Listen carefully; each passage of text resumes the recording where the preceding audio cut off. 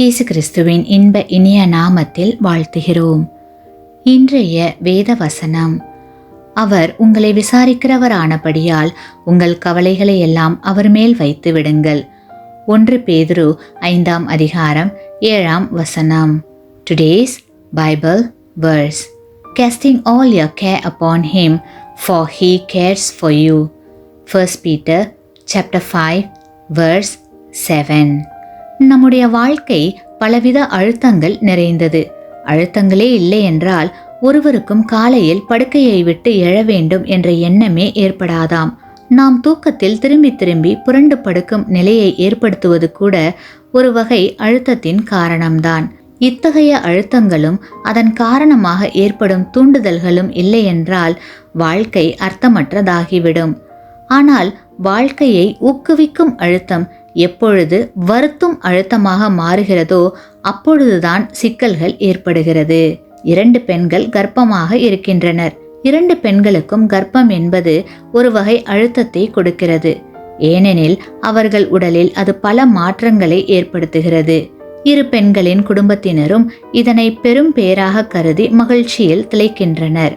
முதல் பெண் தனக்கு குழந்தை பிறக்கப் போகிறது, தான் தாயாக போகிறோம் என்று நினைத்து மன மகிழ்ச்சி அடைகிறார்.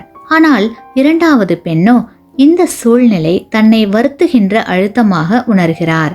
ஏனெனில் அந்த பெண் பிரசவத்தின் போது வருகின்ற வலியை பற்றியும் தாய்மை பருவத்தில் எதிர்கொள்ள வேண்டிய சவால்கள் பற்றியும் மற்றவர்களிடத்தில் கேட்டு அதனால் தனக்கு வருங்காலத்தில் வரக்கூடிய பிரச்சனைகளை குறித்து அஞ்சுகிறார்.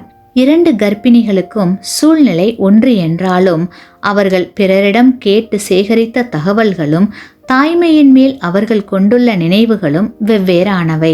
ஆதலால் முதல் பெண்ணுக்கு அழுத்தம், 2வது பெண்ணுக்கு வருத்தும் அழுத்தம்.